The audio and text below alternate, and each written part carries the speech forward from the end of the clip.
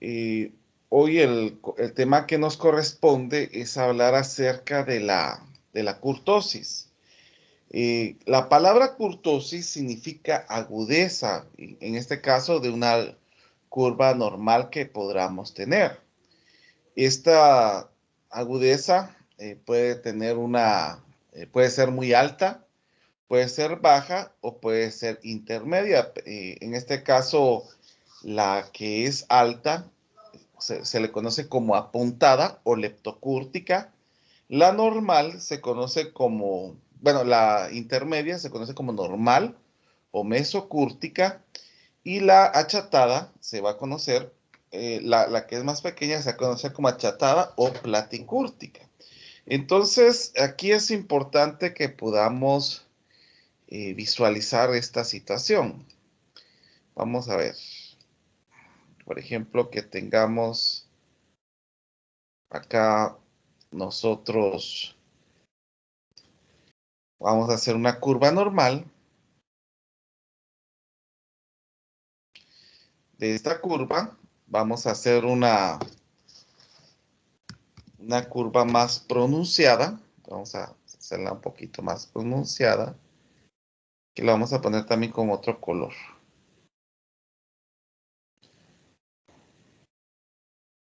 Ponerlo con color rojo.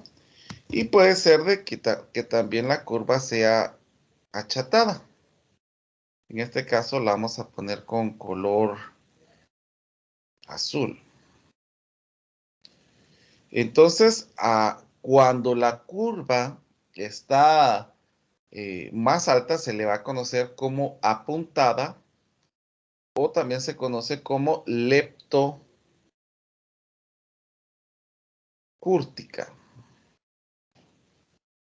En la gráfica normal o la gráfica intermedia se le conoce como normal o mesocúrtica.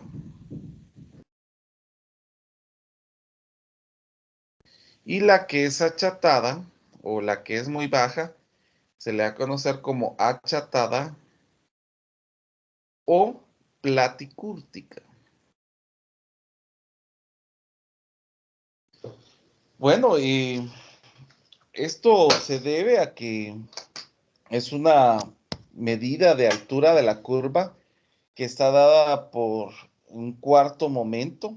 En este caso, hay diferentes fórmulas que se utilizan. Por ejemplo, hay algunas fórmulas que se utilizan utilizando el momento, hay otros que se utilizan utilizando los cuartiles y percentiles. Y yo voy a utilizar una fórmula muy similar a la que se utilizó con la de Fisher. Entonces, la kurtosis va a ser la sumatoria de la frecuencia de cada marca de clase menos el promedio elevada a la cuarta dividido dentro de n multiplicada por la desviación estándar elevada a la cuarta potencia. Entonces, por ejemplo, eh, cuando la kurtosis es menor que 3, a esta es la que nosotros vamos a conocer como platicúrtica. Platicúrtica. Cuando este es igual a 0, se le conoce como mesocúrtica. Y cuando es mayor a 3, se le conoce como leptocúrtica. Ahora, ¿cuál es la diferencia entre lo que nosotros podamos tener de lo achatado, de lo apuntado, de lo normal? Bueno, por ejemplo, en que la acumulación de datos que nosotros vayamos a tener sea muy diferente ante las demás. Por ejemplo, nosotros sabemos de que hay países como Guatemala, donde se podría decir que hay un alto índice de pobreza, pero también tenemos una minoría que tiene una cantidad exagerada de dinero.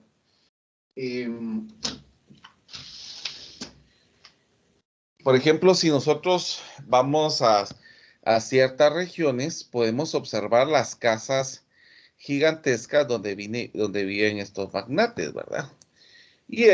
Por ejemplo, tal vez la riqueza está distribuida de una manera diferente y por eso podemos ver que hay lugares donde se tiene una pobreza extrema.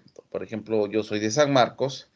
Hay lugares en San Marcos que se tiene una cantidad de niños muy grande. Por ejemplo, la vez pasada estuve hablando con un compatriota, perdón, un paisano. Yo soy de San Marcos y ellos me decían que el promedio de hijos que se tenían en esa región era de 12. Entonces, eh, la alimentación para 12 personas es muy precaria. Podemos observar ¿cómo se llama? Que mientras más hijos se vayan teniendo en una familia, pues la economía se ve muy golpeada, ¿verdad? Entonces, a ellos me comentaba esta amistad que, que a ellos no les dan de comer huevos seguidos, o sea, tal vez comen uno o dos a la semana, ¿verdad? Por la cantidad de niños que son. Y lo que la mayoría come es tortilla con chile poror. Dice que eso fue lo que me comentó esta amistad. Entonces, bueno, una mala alimentación pues trae diferentes procesos en el cuerpo, no se desarrolla completamente. Es por eso que si nosotros miramos los estudios de Guatemala, pues también tenemos gente muy baja, ¿verdad? Entonces, como les repito, esto es lo que permite poder visualizar las riquezas que se tienen en Guatemala, que hay un mayor índice de pobreza que de riqueza, que podríamos decir acá, que en Guatemala se encontraría el nivel de pobreza sería muy elevado. Las cantidades serían muy diferentes a las que podamos tener a sus lados. Ahora, por ejemplo, una normal podría ser, tal vez estoy especulando bastante, pero podría ser como en Estados Unidos, por ejemplo. No estoy diciendo que en Estados Unidos no haya pobreza, claro que hay pobreza en varias regiones, pero la pobreza o la riqueza podría ser como algo más equitativo, se podría decir. No que sea equitativo, sino que tenga igual cantidad, a eso me refiero.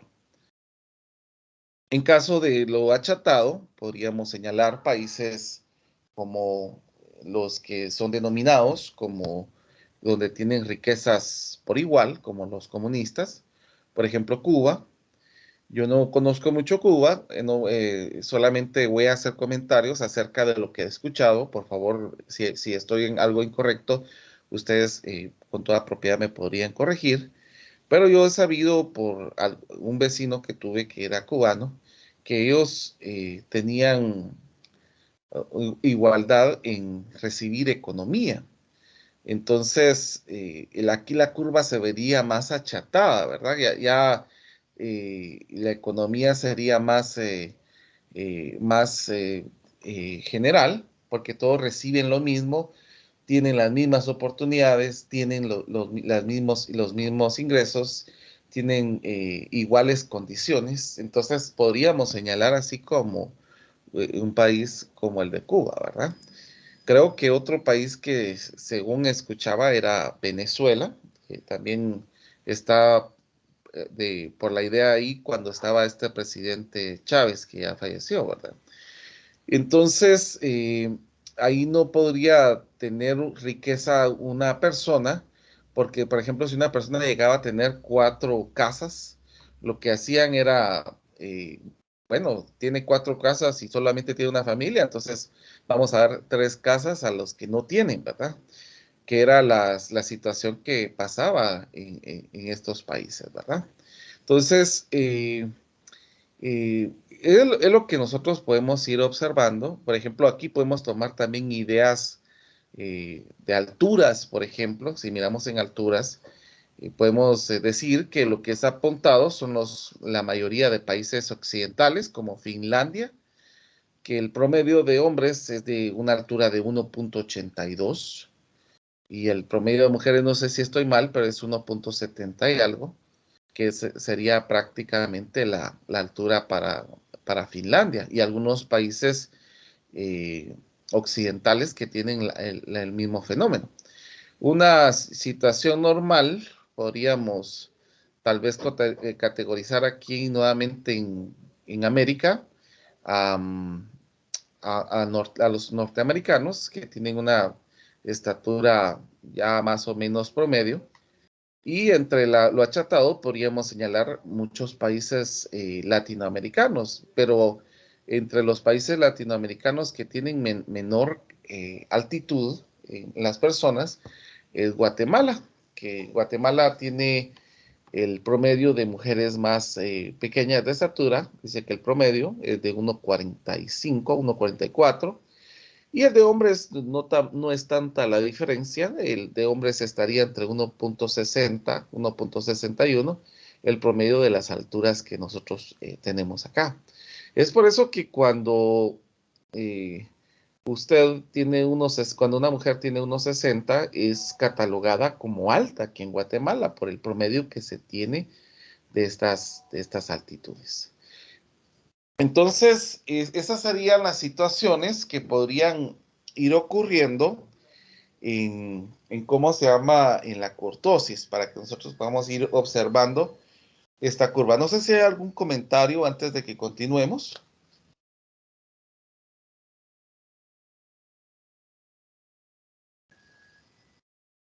¿No hay comentarios? Ingeniero, sería Sí. entonces, por ejemplo, si estamos comparando, por decir algo, alturas, va. Entonces, la curva, digamos que la altura, la curva que está en azul sería como la de Guatemala y la que está la que está más alta, o sea, en la misma gráfica, sería la de Finlandia, si comparamos a Guatemala con Finlandia, así sería.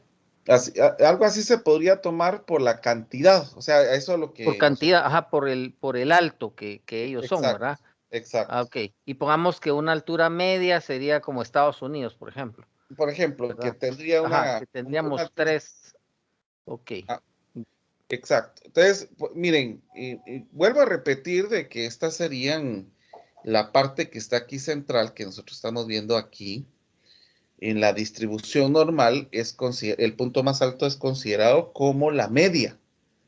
Entonces, aquí estaríamos hablando del promedio, prácticamente en la altura, ¿verdad? Sin embargo, pues esto nos ayuda a poder observar cuánta es la diferencia, cuánto es la cortosis que nosotros podamos tener en diferentes estudios. Entonces, vamos a hacer un ejemplo. Voy a tomar datos muy pequeños porque ustedes se van a dar cuenta que cuando vamos obteniendo datos un poco más grandes, pues en cortosis ya se trabaja con cómo se llama connotación científica por la diferencia de cantidades que se va obteniendo, porque aquí ya tendríamos que elevar a la cuarta. Imagínense un número 10.000 elevada a la cuarta, la calculadora ya se lo tira de una vez con notación científica, ¿verdad? Bueno, pero vamos a continuar. Por ejemplo, que tengamos estos límites aparentes y la frecuencia que tengamos acá que sea de 10, 15, 5 y 2, por ejemplo. Bueno, entonces, ¿cuánto sería la suma de esto? Pues esto, no, vamos a tener que poner un número un poco más grande acá. Vamos a ver. Vamos a poner un número 10. ¿Cuánto nos daría la sumatoria de esto? Vamos a hacer 40, ¿verdad? Bueno, entonces, primero, para poder encontrar todo, necesitamos el promedio. Vamos a multiplicar la frecuencia por la marca de clase dividido entre n. Primero encontremos la marca de clase. Va a ser la suma de estos dos dividido entre 2. Por ejemplo, 2 más 4 es 6, dividido entre 2 es 3. Así sería 6, 9 y 12. Ahora vamos a multiplicar la frecuencia por la marca de clase. 10 por 3 sería 30. 15 por 6, ¿cuánto nos daría? 90. 90. Y 5 por 9. 45. Ajá. Y este sería 120. Y la sumatoria de esto, por favor, si me ayudan ahí.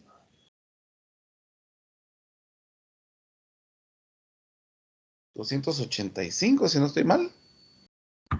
Sí. Va, ahora 285 dividido entre 40, por favor. 7.12. 7.12. O sea, aproximadamente esto lo podemos a tener como 7. Ahora vamos a tomar cada marca de clase y le vamos a restar el promedio. Por ejemplo, 3 menos 7 sería menos 4. 6 menos 7 sería menos 1. 9 menos 7 serían 2. 12 menos 7, que nos daría prácticamente 5, ¿verdad? Ahora sí introducimos estos datos en el valor absoluto. Bueno, para encontrar la kurtosis no necesitamos encontrar la desviación media. Lo que vamos a tener que encontrar aquí es primero encontrar la desviación estándar. O sea, primero vamos a elevar al cuadrado estos valores. Este elevado al cuadrado sería 16, 1, 4 y 25. Y ahora multipliquemos la frecuencia por este resultado que acabamos de obtener, que sería 10 por 16 serían 160, 15 por 1 que sería 15, 5 por 4 que serían 20 y 10 por 25 que sería 250. La sumatoria de esto, por favor.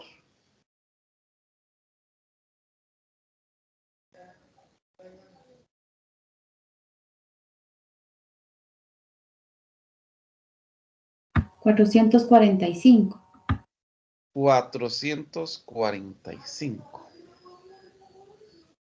Y eso lo vamos a dividir dentro de 40. ¿Cuánto nos queda esa división, por favor?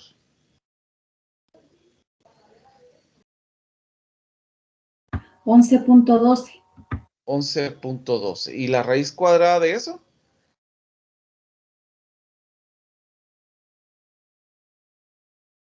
3.33. 3.33, que lo podemos aproximar a decir 3. Bueno, entonces ahora sí ya nos podemos enfocar en buscar la kurtosis. Vamos a tomar ese valor y lo vamos a elevar a la cuarta potencia. Aquí sería 4 por 4 por 4 por 4. O sea, 4 veces multiplicado esto, ¿cuánto nos daría?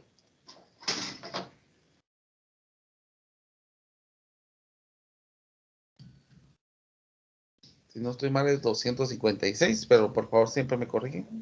Sí. 256. Y un menos 1 al cuadrado a la cuarta es 1. 2 a la cuarta es 16. Y 5 a la cuarta nos daría 625. Bueno, ya tenemos esto elevado a la cuarta, ahora lo vamos a multiplicar por la frecuencia. Entonces podemos observar 10 por 256 nos daría 2560. 15 por 1 nos daría 15.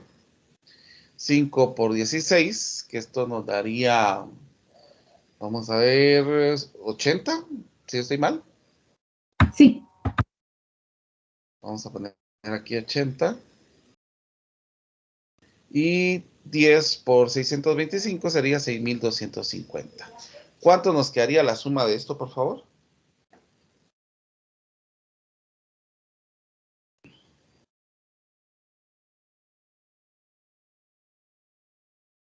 8.905. 8.905. Ahora, miremos para encontrar la kurtosis. Sería la sumatoria de la frecuencia de la desviación elevada a la cuarta potencia dividido dentro de n multiplicado por la desviación estándar elevada a la cuarta. O sea que aquí sería 8.905 dividido dentro de 40 y en este caso podríamos poner 3.33 elevada a la cuarta potencia. Por favor, si me ayudan a obtener este resultado. Algo como lo podrían poner en su calculadora sería 8.905 dividido paréntesis 40 paréntesis 3.33 elevado a la cuarta y cerramos paréntesis.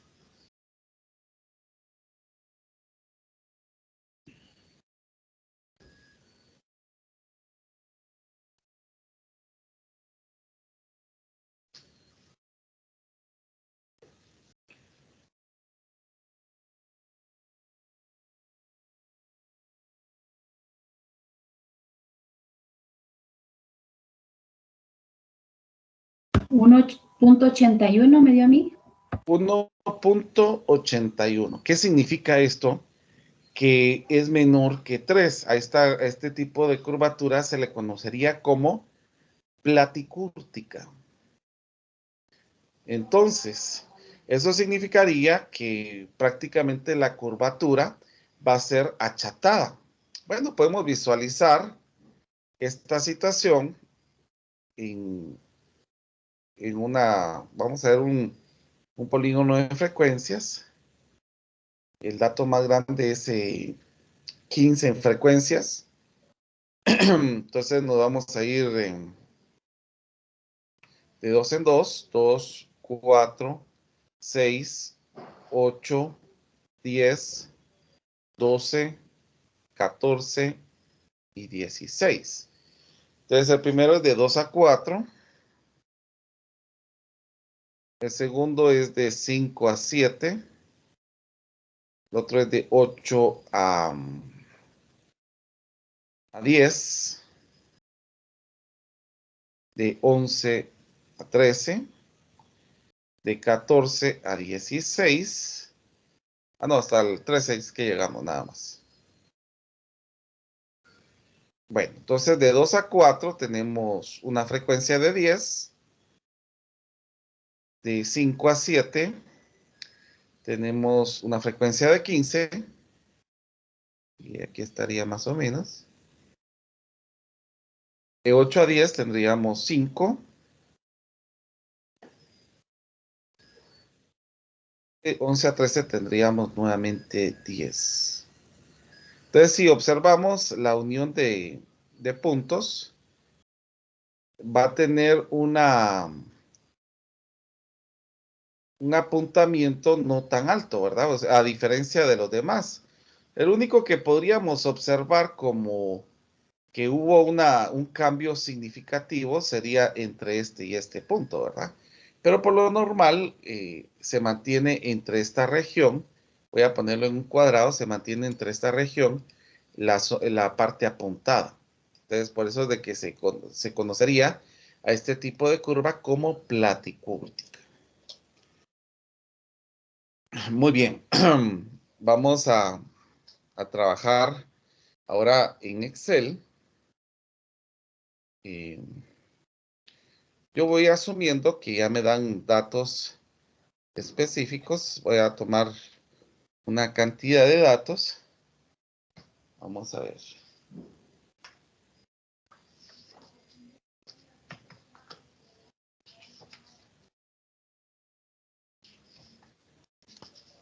Vamos a ver. Solo voy a observar algunos datos que tenga por acá. Permítanme un momentito. Vamos a ver. Para que se utilicen todos. Bueno, dice, miremos acá. Los punteos obtenidos por 40 alumnos en un examen estadística son los siguientes. Entonces aquí los datos que me están dando es 78, 66, 74, 80, 90, 66, 86, 84, 62. Vamos a ver cuántos tenemos acá. 1, 2, 3, 4, 5, 6, 7, 8, 9. Después de 62 hay otros 62. Entonces aquí sería 98, 78, 85, 84, 74, 90, 86, 68, 74, 90, 62, 83, 80, 90, 98, 78, 85, 84, 85, 84, 74, 62, 80, 84, 78, 85, 90, 78, 90 y 98. Muy bien. Entonces, estos son los datos que me están dando en este momento de los que fueron adquiridos por 40 estudiantes de estadística. Entonces, vamos a observar cómo sería todo un proceso estadístico desde el inicio hasta llegar a la kurtosis. Bueno, comenzaríamos encontrando cuántos datos tenemos. Colocamos contar, seleccionamos todos los datos que tenemos. Enter, tenemos 40. El dato más grande, voy a escribir max de máximo, igual max, abrimos paréntesis, seleccionamos todo, sería 98, y el dato menor sería min de mínimo, número mínimo, seleccionamos todo, y ya nos tira que el dato menor es 62. Ahora el rango es el dato mayor, que en este caso es 98, menos el dato menor, que es 62. La clase, que va a ser igual a 1 más 3.322, 3.322, multiplicado por el logaritmo de la cantidad de datos que tenemos, que en este caso sería 40. Esto nos va a quedar que es un 6.32. Vamos a dejarlo a 2 puntos decimal. Y el intervalo va a ser el rango dividido clase. Que esto lo podemos aproximar, y si nos queda en entero nos va a quedar el número 6, que sería el intervalo que nosotros tendríamos en esta situación. Bueno, comenzamos entonces con los límites aparentes. Vamos a tener límite inferior y límite superior. Para el límite inferior, selecciono el dato más pequeño y le voy a ir sumando el intervalo, que en este caso es 6. Aproximadamente tendríamos 7 clases, 3, 4, 5, 6, 7. Por ejemplo, al límite superior tomo el segundo límite inferior y le voy a restar 1 porque es entero. Y al siguiente le voy sumando el intervalo, que es 6. Esto lo hacemos hasta el final. Ahora la frecuencia. Solo voy a unir estos datos para que no me vayan quedando. Lo mira muy pequeño. Si quieren lo voy a agrandar un poquito más mejor. Sí, por favor. Bueno, aquí escribimos frecuencia. Abrimos paréntesis. Seleccionamos los datos. Presiono coma. Los límites superiores. Selecciono. Y esto ya lo voy a seleccionar hasta el final. Voy a agrandar un poquito esto. Y si hacemos la autosuma, es evidente que no nos queda n, pero es porque no se están tomando los límites superiores. Presiono F2, F4, Control Shift y Enter. Ahora ya me salieron los 40. Observamos que en la frecuencia tenemos diferencias, por ejemplo, en el punto más alto, que es 13, ¿verdad? Que ese sería un dato que podríamos tomar en consideración para lo que estamos observando. Vámonos ahora con la marca de clase, que es un promedio de los límites. Entonces voy a seleccionar los límites y nos vamos hasta aquí al final. Ahora la frecuencia por la marca de clase, vamos a multiplicar cada frecuencia por la marca de clase. Y eso lo vamos a seleccionar hasta el final. Y la sumatoria de esto nos da 3.288. Entonces, la media va a ser igual a esta sumatoria dividido la sumatoria de F, que es N, ¿verdad? O sea que tenemos un promedio de 81 en las notas obtenidas. Vámonos de una vez a trabajar la moda y la mediana. Vamos a ir trabajando todo.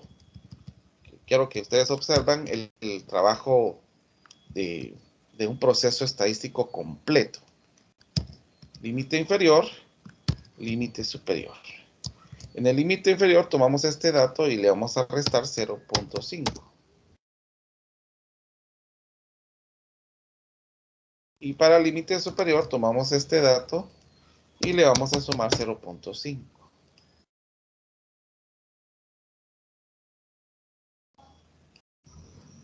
Entonces, solo vamos a dejar un poco de espacio. Recuérdense que la moda, voy a poner esto en cuadrito, para que... Recuérdense que la moda la vamos a encontrar en la frecuencia más grande, ¿verdad? Entonces, la moda, vamos a necesitar el delta 1 y el delta 2. El delta 1 es la frecuencia más grande menos la frecuencia anterior. Y el delta 2 es la frecuencia más grande menos la frecuencia posterior. Ahora, si ustedes se recuerdan, la fórmula de la moda es el límite real inferior más delta 1 dividido, abrimos otro paréntesis, delta 1 más delta 2, cerramos dos veces el paréntesis y lo vamos a multiplicar por el intervalo, que en este caso es 6. O sea que la moda se encuentra entre los límites que están correspondidos en 80 y 85. Ahora nos vamos con la mediana. Para la mediana vamos a necesitar el n partido 2, que sería este 40, lo vamos a dividir dentro de 2, y nos vamos a buscar a la frecuencia acumulada, que no tenemos. Vamos a encontrar la frecuencia acumulada, un dato que sea igual a 20 o mayor a 20. Entonces voy a tomar este dato, a este dato le voy a sumar la segunda frecuencia, y con esta entrada pues ya copiamos hasta el final. Entonces aquí ya tenemos la frecuencia acumulada, que en este caso nos dice que es 20, entonces vamos a tomar un dato que es igual a 20 o mayor a 20, en este caso sería el único, sería el 29. Y aquí tomaríamos nosotros la mediana. El límite real inferior más, vamos a abrir dos veces el paréntesis, n partido 2 menos la frecuencia acumulada anterior. Si esta es la frecuencia acumulada, la anterior sería 16. Cierro un paréntesis, dividido la frecuencia de la mediana, que en este caso sería este 13. Cierro 13 el paréntesis, multiplicado por el intervalo, que en este caso sería el número 6. Entonces miramos que tenemos unas medidas de tendencia central, donde la media es 85, donde la moda es 82, y la mediana, en este caso, sería el 81. Bueno, para las medidas de posición podemos encontrar algo que vamos a conocer como rango intercuartílico. El rango intercuartílico es una resta del cuartil 3 y el cuartil 1. O sea que en este caso sería una distancia que se tendría entre estos dos cuartiles. Entonces vamos a encontrar el cuartil 3. Primero, para eso vamos a colocar el JN dividido entre 4.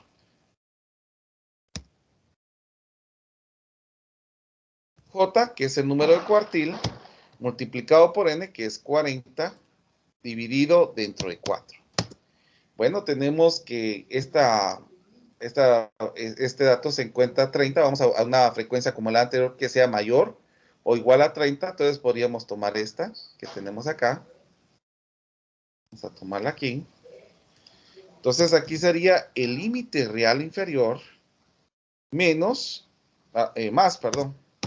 Abrimos dos paréntesis, JN dividido entre 4, menos la frecuencia acumulada anterior. Si esta es la frecuencia acumulada, la anterior sería esta. Cerramos un paréntesis, dividido la frecuencia que tenemos en esa posición. Cerramos y lo multiplicamos por el intervalo. sea que nuestro cuartil 3 está ubicado en 86. Y el cuartil 1, bueno, comenzamos con el JN dividido entre 4. J, recuérdense que es el número de cuartil, por N, que es 40, y lo vamos a ir dentro de 4, que eso nos queda 10. Entonces, un dato que sea mayor o igual que 10 estaría aquí, posicionado en este lugar. Solo vamos a colocarle colorcito. Entonces, el límite real inferior sería 73.5 más, abrimos dos veces el paréntesis, Jn dividido entre 4 menos la frecuencia como la anterior, que sería 7, cierro paréntesis, dividido la frecuencia que tenemos en esa posición, cierro otra vez paréntesis y lo multiplico por el intervalo. Y nos queda que es un 75. Entonces, el rango semi-intercuartílico,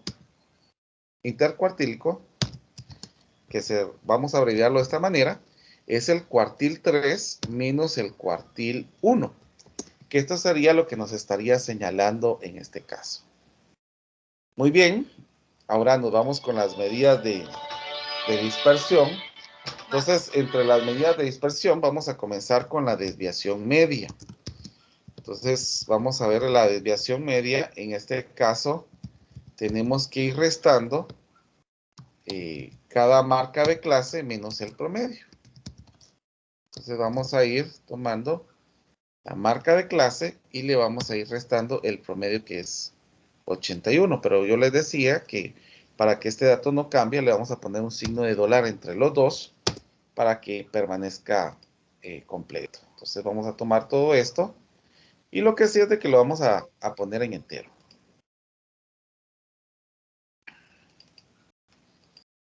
Ahora observemos, para tomar esto vamos a tomar la marca de clase menos el promedio con un valor absoluto.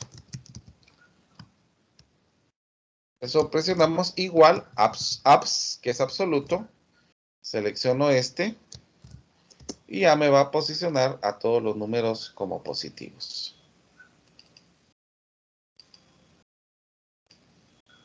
Ahora multiplicamos a la frecuencia por ese resultado que tenemos.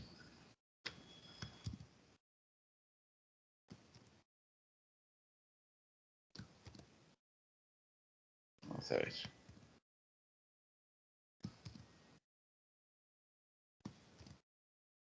Estamos. Ahora la frecuencia por este dato que tenemos acá. Y eso lo vamos a ir copiando en todos los datos para que nos salga la autosuma, que es de 290.4. Y lo podemos redondear en entero.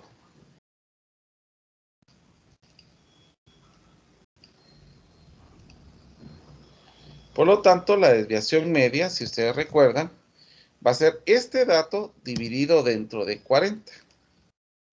Ahí tenemos la desviación media. Ahora vámonos con la varianza, que va a ser, recuérdense que la desviación media nos va a señalar el promedio que hay entre los datos, a diferencia del promedio.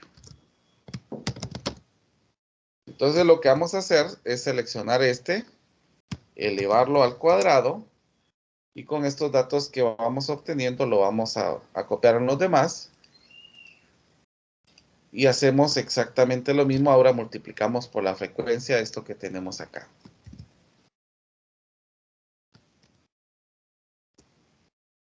Observemos, sería la frecuencia por estos datos que vamos obteniendo.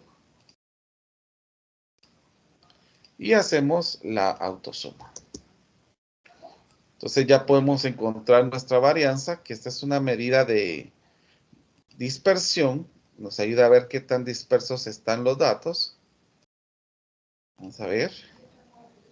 Entonces, este va a ser la sumatoria de esos datos dividido dentro de 40. Entonces, tenemos una desviación de los datos que estaría entre 89. Ahora vamos con la desviación estándar. La desviación estándar es la raíz cuadrada de la varianza. O sea, en este caso, la desviación estándar es de 9. Y por último, el coeficiente de variación. El coeficiente de variación va a ser una división de la desviación estándar y el promedio. Para que lo representemos en porcentaje, tenemos que el coeficiente de variación entre los datos es de un 12%. Muy bien, ahora nos hace falta la medida de asimetría. Para la medida de asimetría, noten lo siguiente. Voy a seleccionar esto mismo, solo que ahora en lugar de utilizar elevado al cuadrado, vamos a elevar al cubo. Entonces voy a seleccionar este elevado al cubo.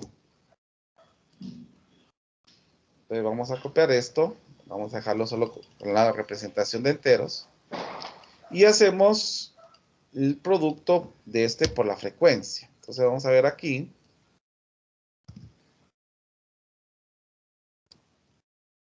Entonces vamos a multiplicar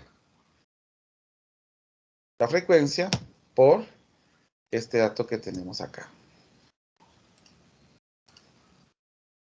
Lo seleccionamos, hacemos la autosuma y vamos a dejarlo todo en entero. Vamos a ver.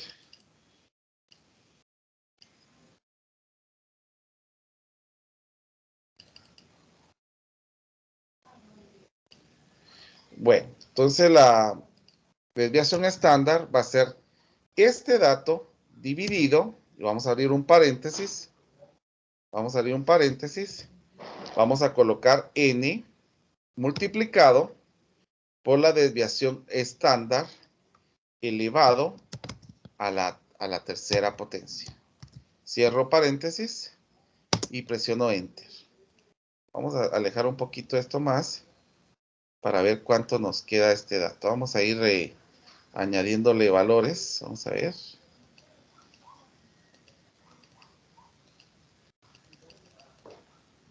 Solo vamos a observar si queda un resultado un poco más grande donde sea diferente de 3.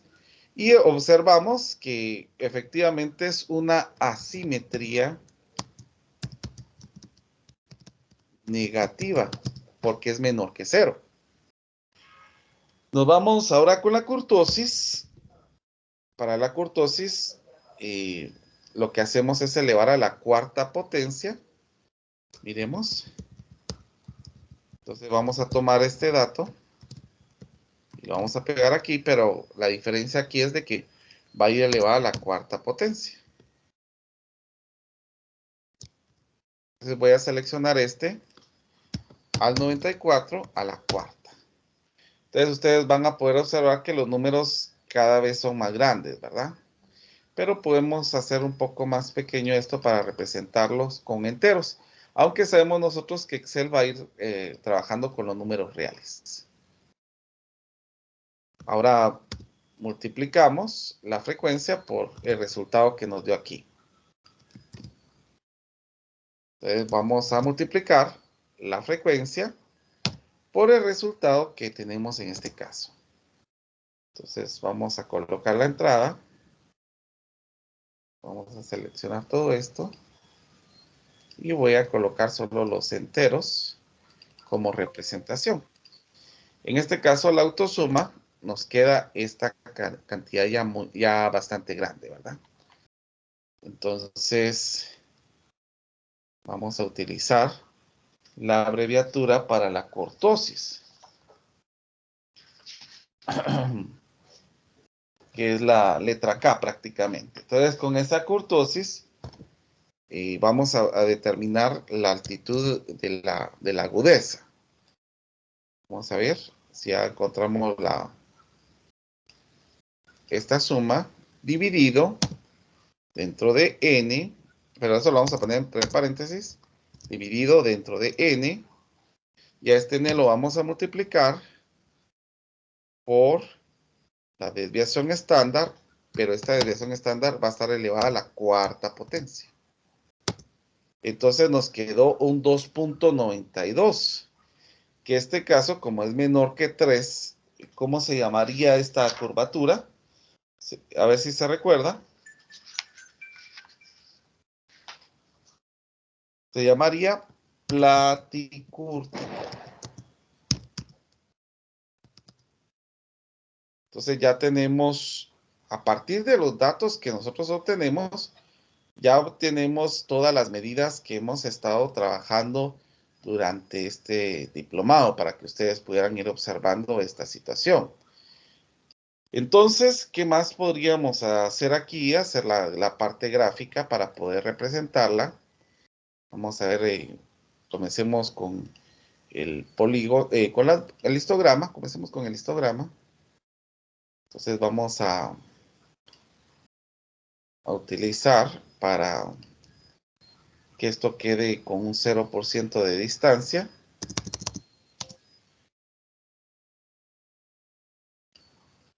Y aparte de eso, que va a quedar sin distancia, podemos cambiarle el esquema, que va a ser, por ejemplo, color negro.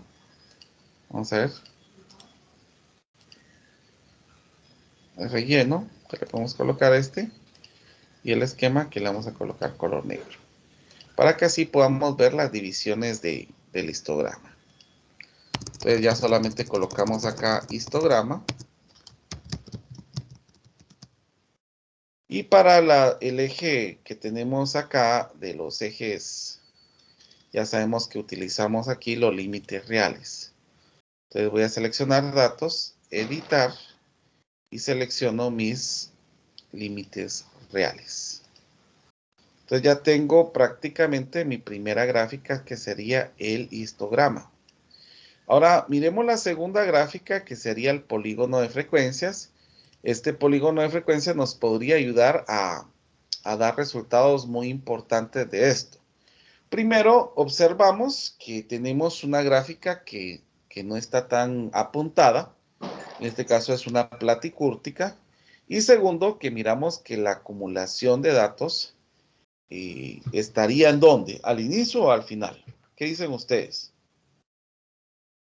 Estarían más al final que al inicio. Miren, por eso sabemos de que es una asimetría negativa. Aunque podemos observar que sería por el dato que nos dio acá, sería una simetría muy cercana a ya no ser simétrica, sino ser simétrica directamente, ¿verdad? ¿Alguien iba a decir algo?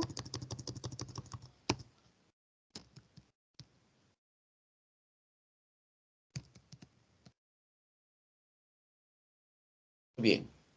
Bueno, aquí ya solamente seleccionamos, editamos, nos vamos a los límites, aceptamos, aceptamos, y ya tenemos prácticamente nuestra segunda gráfica, que nos daría un conocimiento de los datos que estamos trabajando. Muy bien, la siguiente sería una ojiva. Esas las trabajamos con la frecuencia acumulada. Y podemos ver que siempre va ascendente.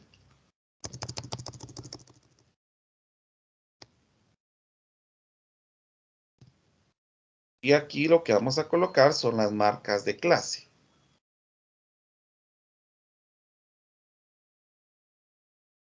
Aceptar y aceptar. Esto lo vamos a bajar.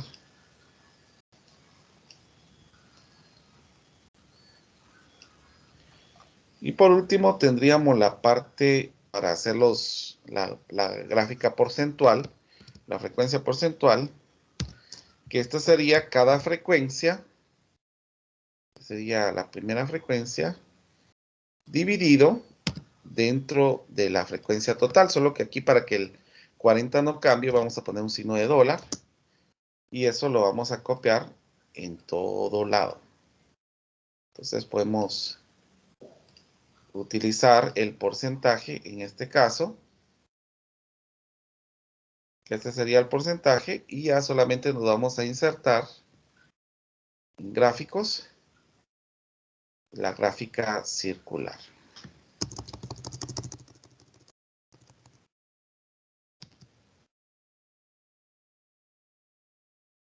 Podemos añadirle etiqueta y podemos seleccionar aquí, por ejemplo, yo aquí selecciono más los límites aparentes para poder observarlos. Vamos a ver aquí. Ya le agregué etiqueta.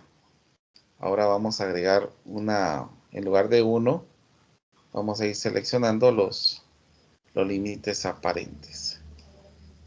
Ahí está. Aceptar.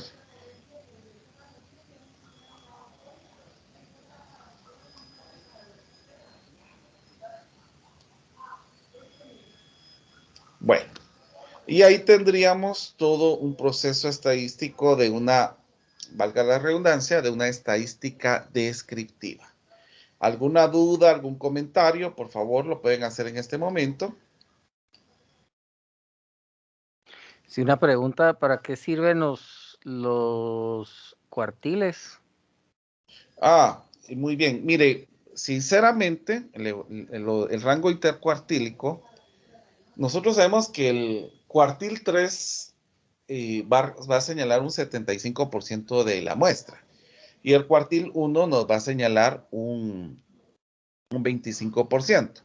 Para serles sincero, esto se utiliza más que todo para las gráficas de cajón.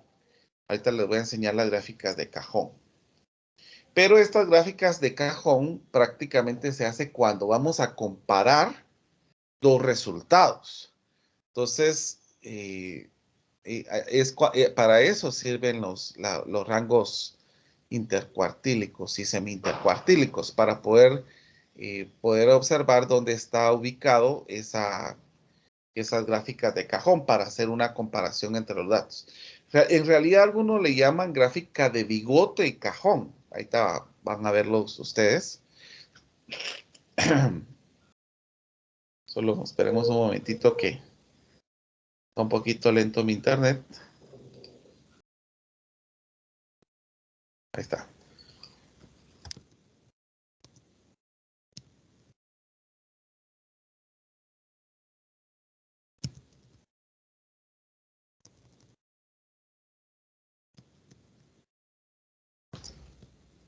Entonces, por ejemplo, en la gráfica de cajón y bigote, se puede observar este tipo de situaciones. Ahorita lo vamos a poner acá para que ustedes lo puedan observar. Por ejemplo, como les vuelvo a repetir, esto es para hacer comparaciones prácticamente entre dos resultados que se obtuvieron. Por ejemplo, aquí nos daría una orientación del cuartil 1, el cuartil 2, que es la mediana, y el cuartil 3. Aquí sería el X mínimo y el X máximo. Y de la misma manera se hace para poder correlacionar o para poder observar la diferencia entre estos dos. Aquí podemos observar los nombres de prácticamente de los diagramas de caja y bigote. Aquí este se le llama extremo superior, cuartil superior, que es cuartil 3, la mediana, el cuartil inferior, el bigote, el extremo inferior. Y aquí este es el punto de dato único prácticamente. Pero, y como le explico nuevamente, esto es para poder hacer una representación de cómo están los datos. Por ejemplo, aquí en este ejercicio le representan la empresa A, la empresa B, la empresa C, en cuanto, no logro leer qué dice ahí. Voy a abrirlo para poder ver si se mejora la imagen. Pero aquí dice que se hace una comparación de las números de acciones vendidas. Entonces podemos observar que la empresa C tiene los mayores índices de ventas en este caso. Entonces, vuelvo a repetir, pero prácticamente esto se hace cuando nosotros vamos a hacer una similitud de gráfica. Yo lo estoy encontrando para que podamos utilizar prácticamente todas las medidas que hemos aprendido, ¿verdad? Pero exclusivamente es para hacer una referencia de los datos que se obtuvieron. No sé si me di a explicar, por favor, me comentan. En este caso sería únicamente cuartiles, no percentiles, no... No, solo cuartiles. Ok. Sí. Bueno, miremos entonces, vamos a partir de los resultados que tenemos, quiero que tengamos una interpretación. Solo lo voy a poner como entero para que nuestra interpretación sea más a los datos que vamos obteniendo. Bueno.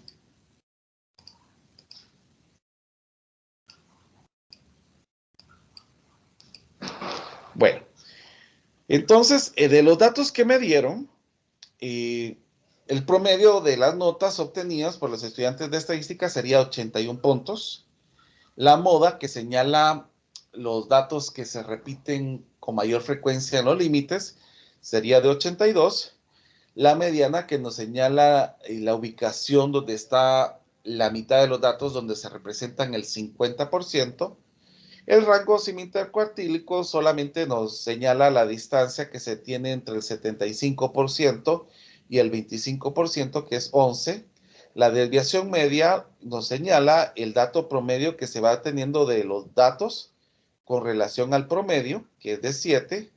La varianza, que sería una medida de dispersión, que nos ayuda a encontrar prácticamente la dispersión de los datos que tenemos con la desviación estándar, que sería de 9, o sea, la dispersión de los datos sería 9, y en el coeficiente de variación, que vamos a encontrar las variaciones entre los datos, que significa un 12%. En el caso de la gráfica, nosotros estamos notando que tenemos una gráfica con una asimetría negativa, casi normal, y que el índice de agudeza es una platicúrtica, que es así como se le conoce por ser menor de 3. No sé si está claro, ¿hay alguna duda? Pueden hacer sus preguntas. ¿La forma de interpretación sería así como usted lo dijo o tendría que ser redactado según el tema, en este caso de los 40 alumnos en su examen? Mire, pues voy a utilizar nuevamente, permítame un momentito, solo voy a sacar en este trabajo donde hice mire pues, por ejemplo, en la investigación que yo hice, se le puede dar una connotación señalando qué significa los datos que nosotros vamos obteniendo.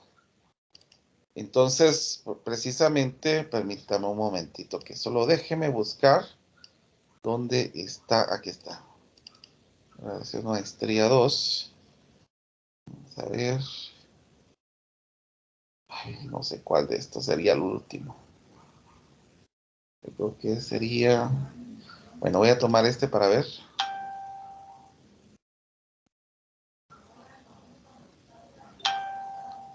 Bueno, vamos a tomar este. Entonces, me voy a ir directamente a la parte de los datos que se obtuvieron. Vamos a ver. Por ejemplo, en la parte ya donde se miran los resultados,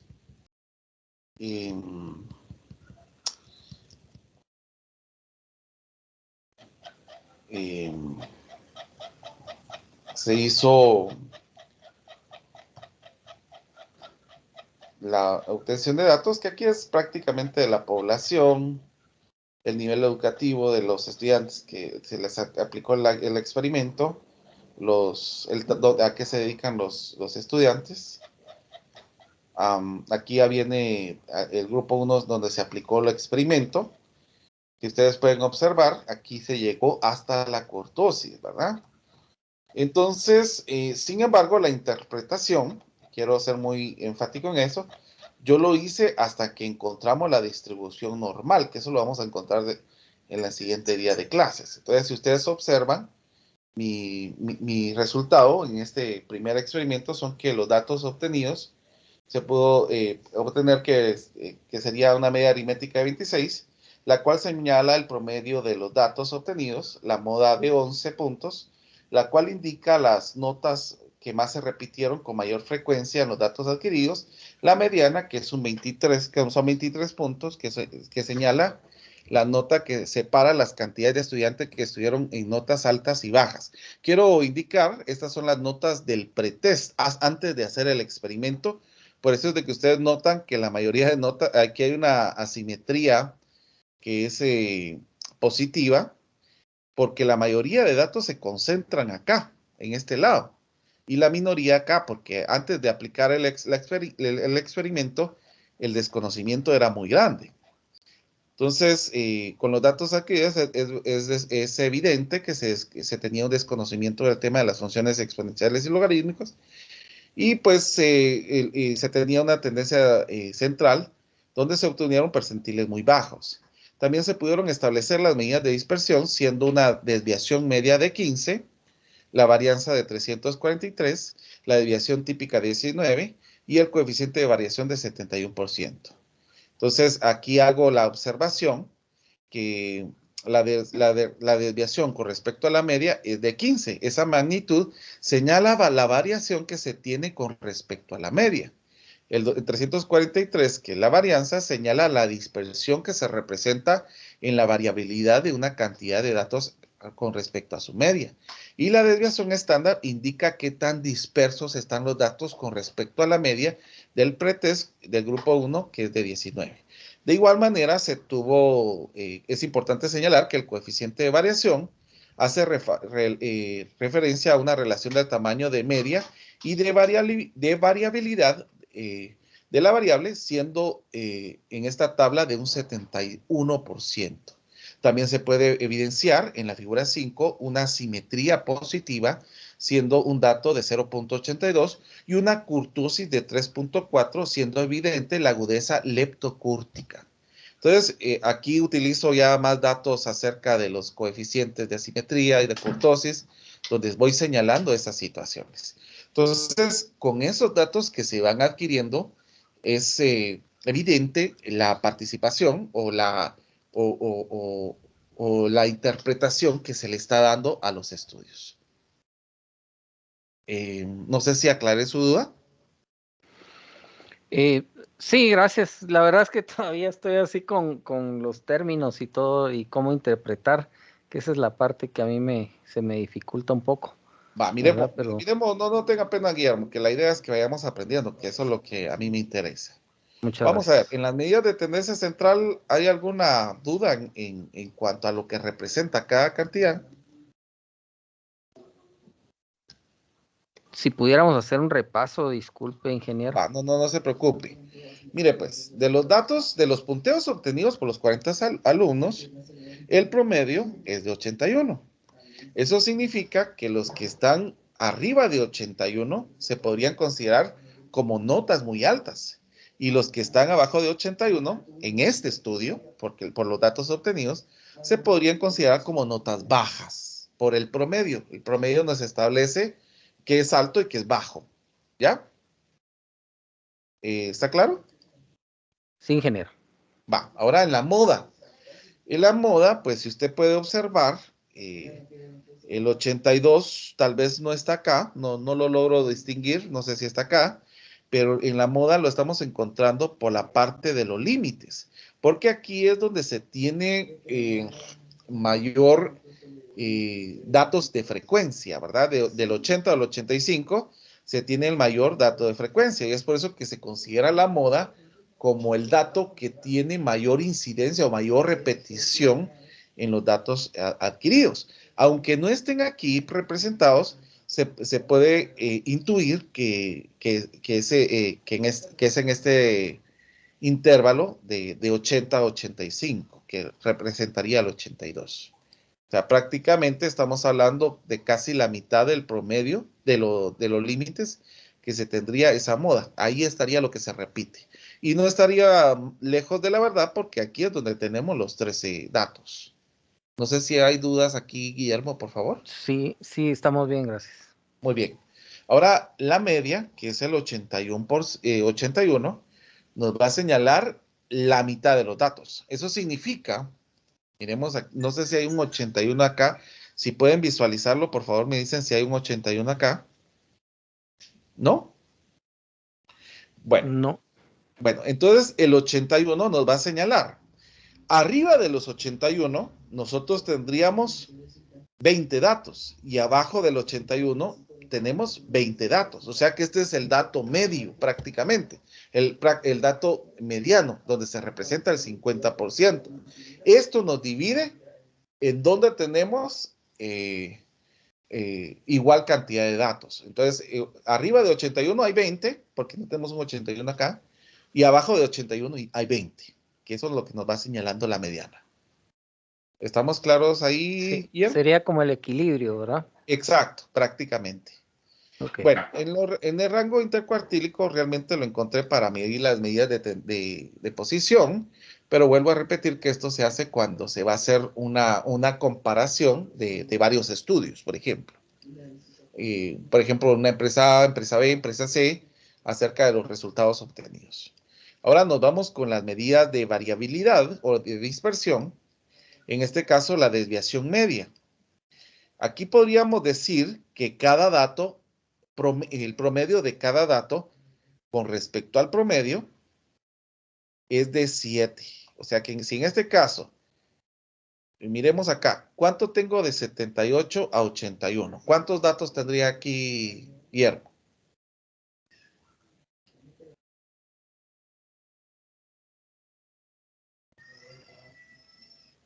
Serían 3, ¿no? 70. Ajá.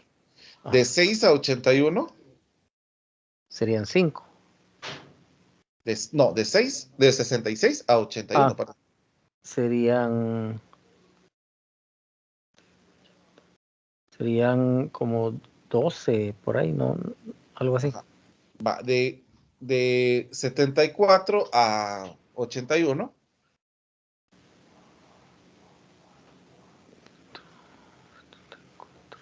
Serían como 7.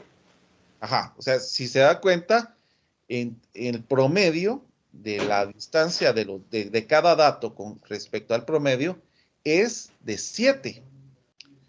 Eso es lo que nos va señalando la desviación media. O sea, que la distancia que hay de cada dato al promedio, a la media aritmética, pues, en otras palabras, es de 7. ¿Estamos claros ahí? Sí, gracias. Va. Y en este caso, la varianza la varianza, quiero ser explícito. La varianza es una medida de dispersión que sirve para lo siguiente. Y aquí tenemos un 89, pero es una medida de dispersión que se utiliza para representar la variabilidad que se tiene de un conjunto de datos respecto a la media aritmética. Entonces, en este caso estaríamos viendo la variabilidad que se tiene en los datos con respecto al promedio, con respecto al promedio de este conjunto de datos que nosotros tenemos acá. Entonces, ese sería un 89. La desviación estándar nos va a servir para ver la dispersión que se tiene entre cada dato, la distancia que se tiene entre cada datos. Prácticamente la desviación estándar es la medida de dispersión más común. Y esto nos indica qué tan dispersos están los datos con respecto a la media. Si usted se da cuenta, todos están respecto a la media, pero también miramos la dispersión que se tiene entre la mayoría de datos que se va observando acá. ¿Se recuerda cuando nosotros vimos, en este caso, de los perros? Vamos a ver, por aquí estaba. Nosotros aquí tenemos el promedio y podemos observar la diferente variabilidad que tenemos entre los datos. Hay algunos datos que están afuera y algunos datos que están adentro de este rango que nosotros tenemos acá. Este rango que nosotros tenemos acá sería prácticamente la desviación media. Miren, esto sería la desviación media que nosotros tendríamos, que estaría ¿cómo se llama? En este rango como sería como normal, pero hay dispersiones que esa sería prácticamente lo que estamos observando en la desviación estándar. ¿Dudas, por favor, Guillermo, si puede señalar sus dudas? Sí, solo la varianza con esta otra, ¿cuál sería porque ahí sí ya me confundí un poquito. La de M, la del 7, la que dice la 7 y 9. desviación media. Ajá. Muy bien. Mire, vamos nuevamente aquí en los perritos. Mire, pues. En este caso, nosotros tenemos acá nuestro promedio en la línea. ¿Ya?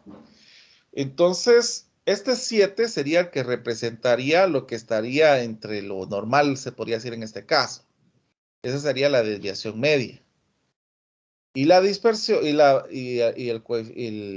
desviación estándar podría ser los datos que están siempre dispersos, pero hacia el promedio, ¿verdad? Que podríamos tener estos datos del Rottweiler que está aquí, que es Salchicha que está acá, que están fuera de la desviación media, ¿verdad?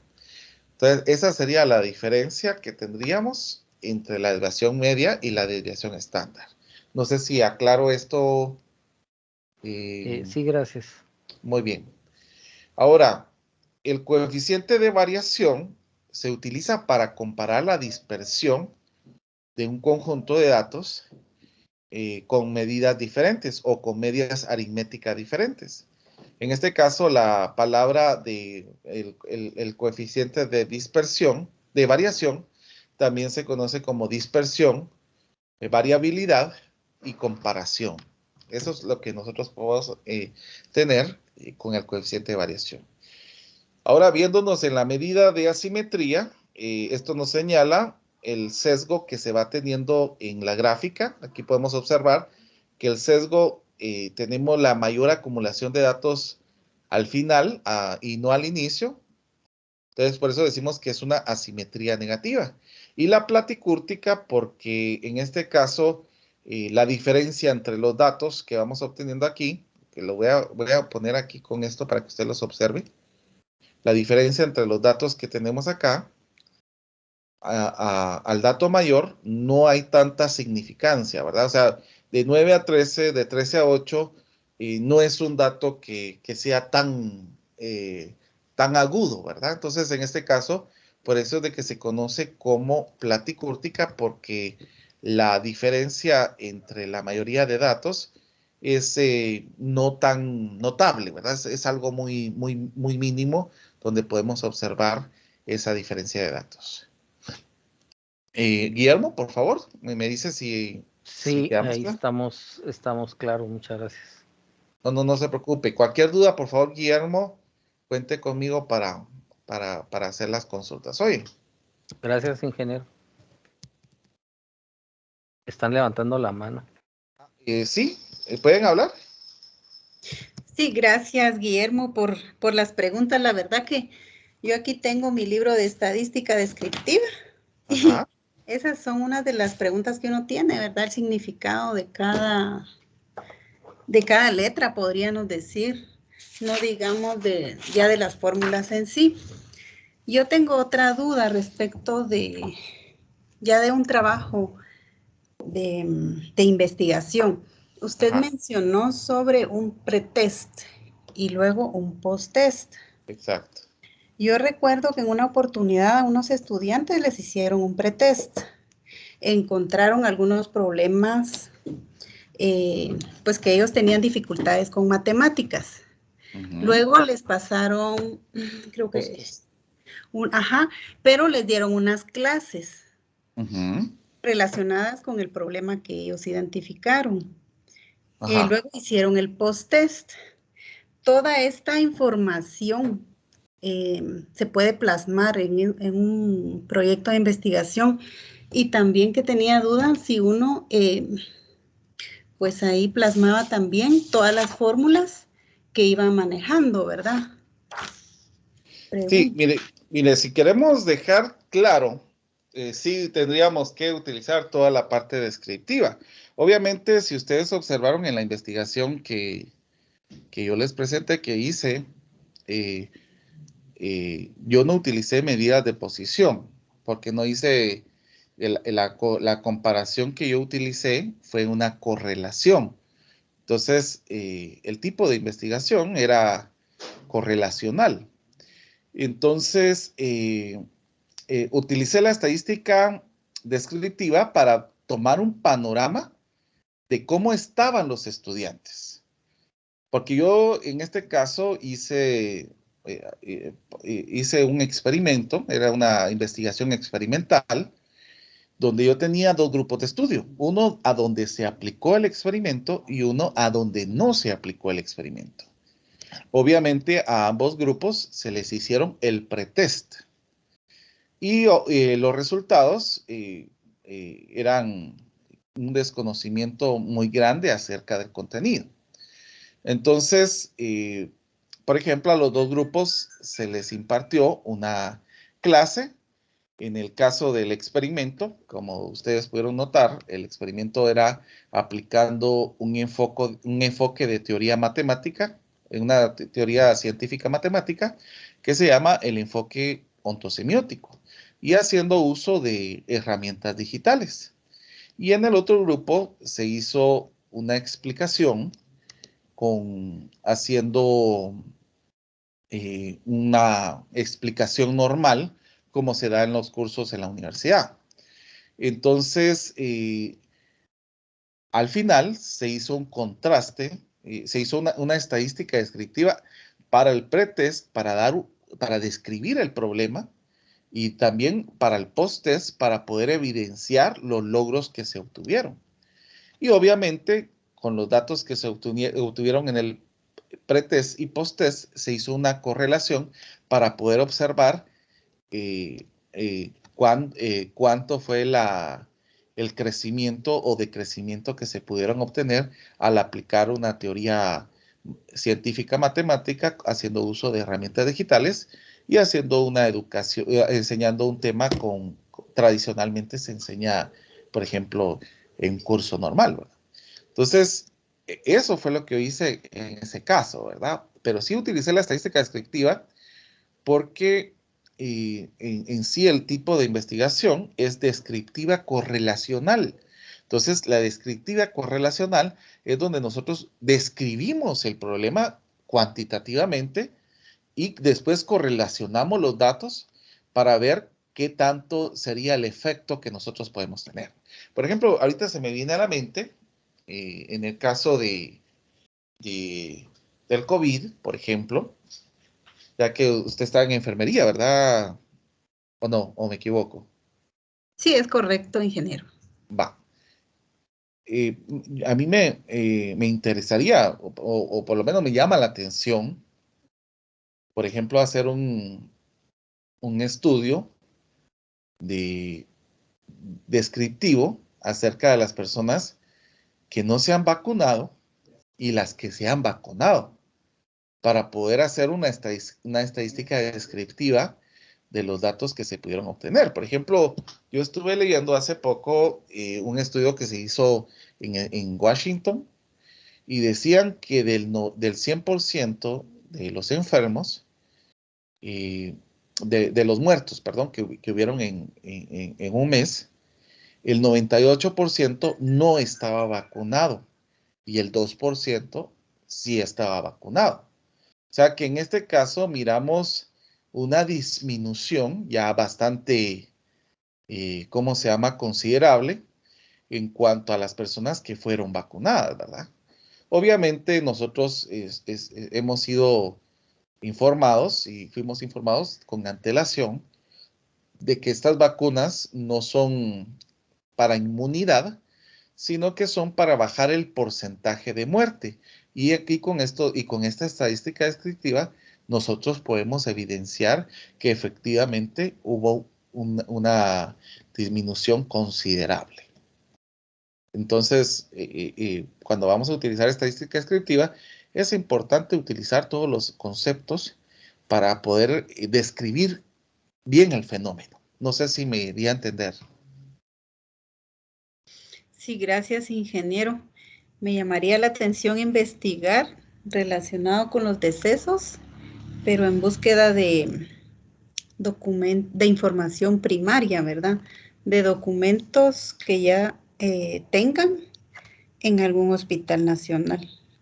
Sí, sería como fiable, ¿verdad? exactamente. Y es que, bueno, nosotros sabemos que, bueno, si en Estados Unidos habían algunos datos que fueron falseados, y podríamos tener más duda en los datos que se han presentando día a día en nuestro país, lamentablemente, ¿verdad? Si en Estados Unidos, como le vuelvo a repetir, han sido un poco más claros ante la situación, se encontró un margen de error. En Guatemala el error podría ser mucho mayor.